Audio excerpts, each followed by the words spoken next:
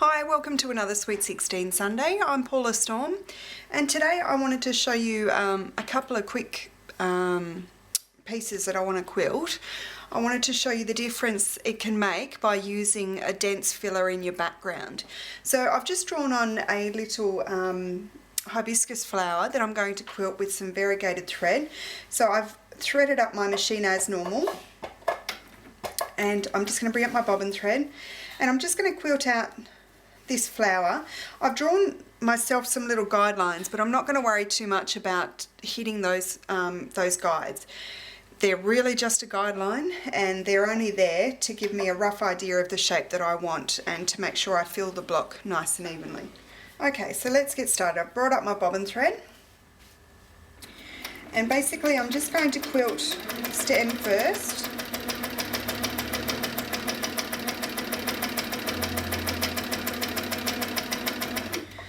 Now I've got a couple of little circles at the top here that are representing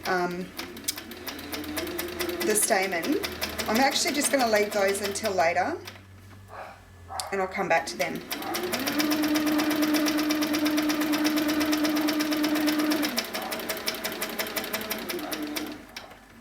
Okay, so the flower that I'm doing is kind of a bit like a feather in its shape.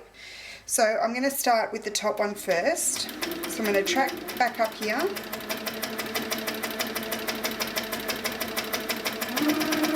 And I'm going to go into my petal.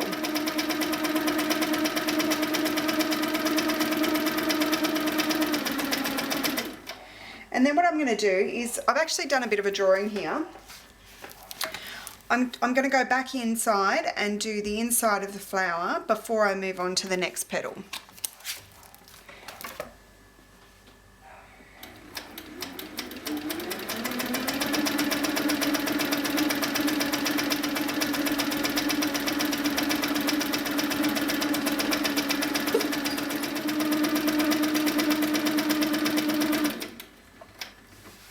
Okay, so now I've got my basic flower finished. I would normally snip off, bury those threads, but because this is just a practice piece, I'm just going to snip those off. And now I'm going to go and echo the whole flower.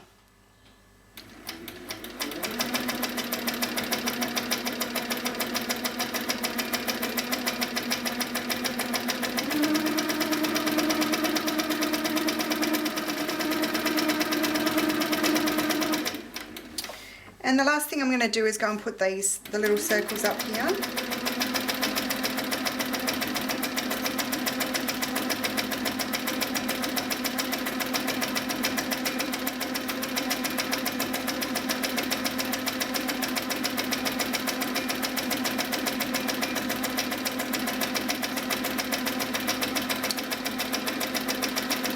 And backtrack down to the start.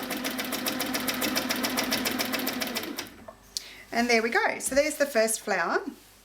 I'm actually going to do a second one, and I'm going to do some background fill in the second piece, and I'm going to leave the first piece without any fill, and you'll be able to see the difference that the background fill will make to your pieces. So I might just do the second flower, and then I'll come back and show you the fill. Okay, so I've finished my second flower, and now what I'm going to do is do quite a heavy filler in the background. I want to really make my flower pop up, and so by doing a heavy filler you'll be able to see the difference between the two flowers, about how much of a difference the background fill makes.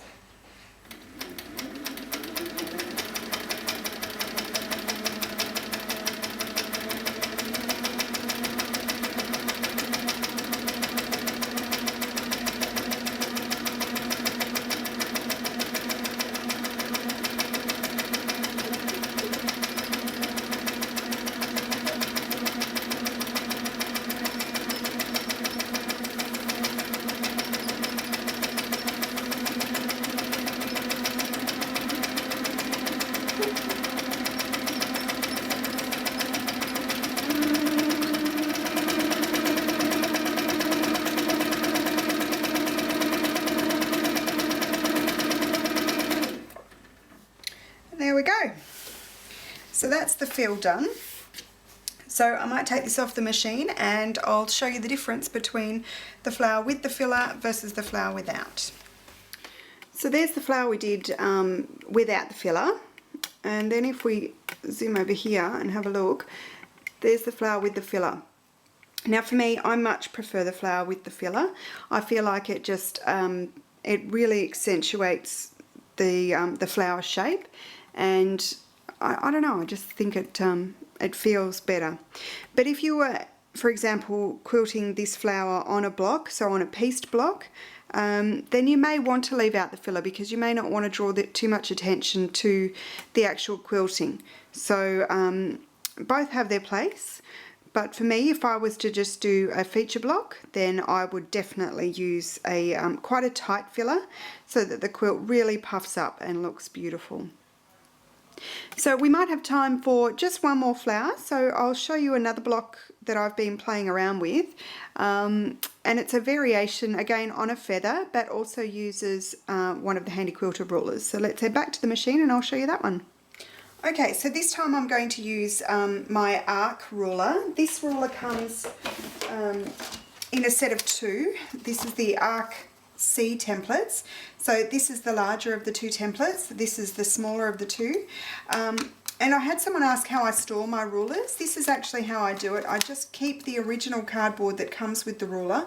It's actually got some really cool ideas on the back of ways you can use your different rulers.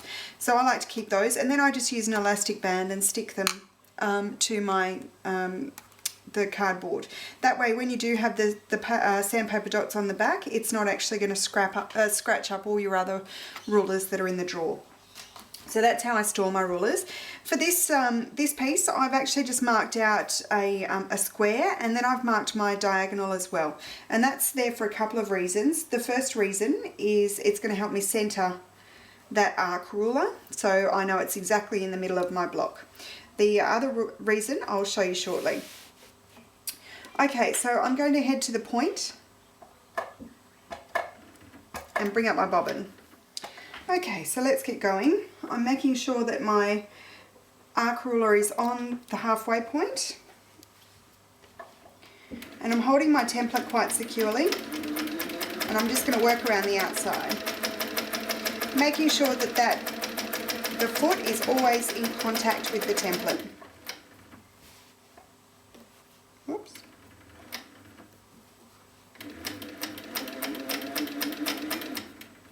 Up to the point, and then I can work back down the other way.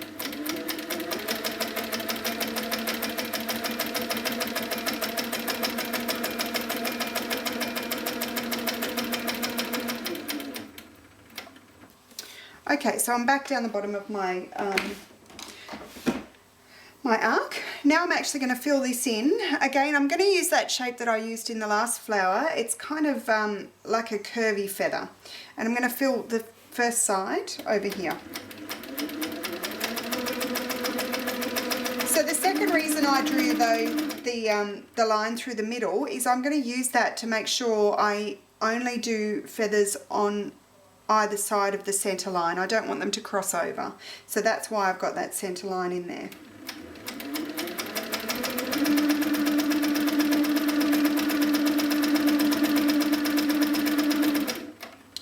I'm actually noticing my tension's not great at the moment. My bobbin thread's being pulled up, so I know that because the bobbin is coming to the top, I know that my top tension is too tight. So I actually need to loosen off my, my tension a little bit to stop the top pulling the bobbin all the way up to the top.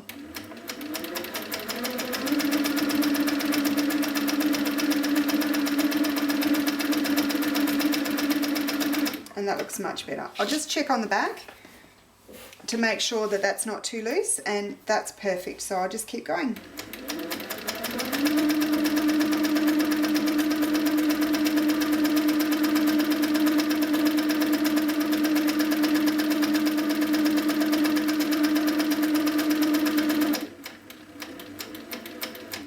Okay, so I've finished the first half. The other thing I want to do is put some little lines or little veins in the feathers, so I'm just going to do that on my way back down.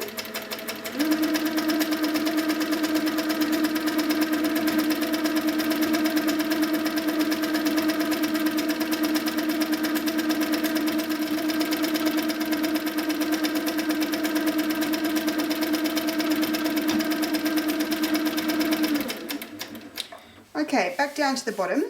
And you can see I'm actually building up quite a lot of thread on the outside there. That's okay. I actually prefer the look of a bit of thread build-up. But if you don't like that look, you could probably just leave the little veins out of your feathers.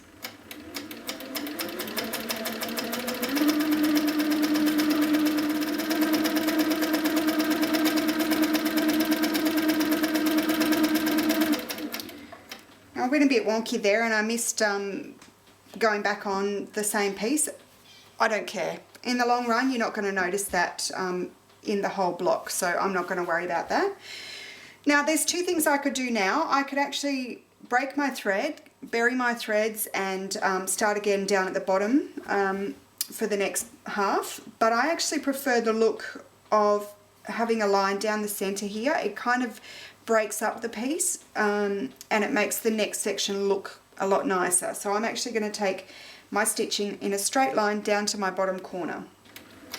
That's personal preference. If you decide you don't like that look, then by all means just break your thread. Okay, so I'm going to continue now up this side.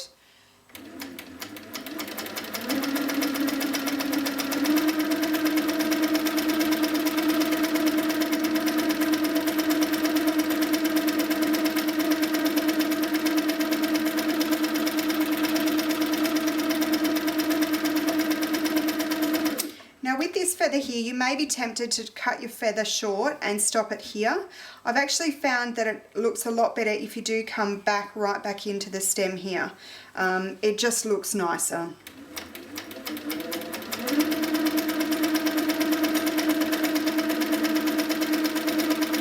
So bring it right back down to the center there rather than cutting it off short.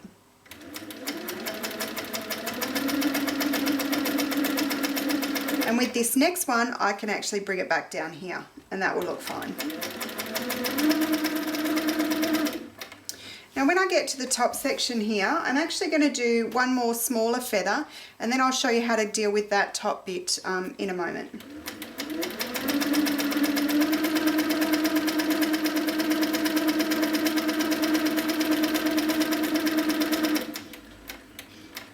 Now once again, I'm going to do my spines on that side all the way back down to the bottom.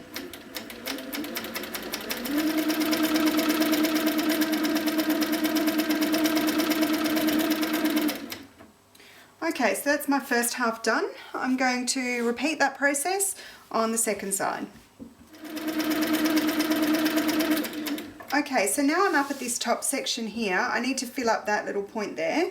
So what I'm going to do is just go in and do a little pointy bit up the top there.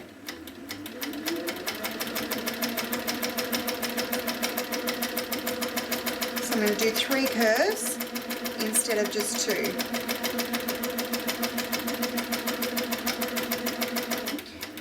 I've actually gone off my drawing line here. I've gone past it and gone out to this line, but being a practice piece, it doesn't matter too much. Now with this point, you can come up and do some little stems if you want to, and I'm going to do that this time. But I don't always. Sometimes I leave that blank.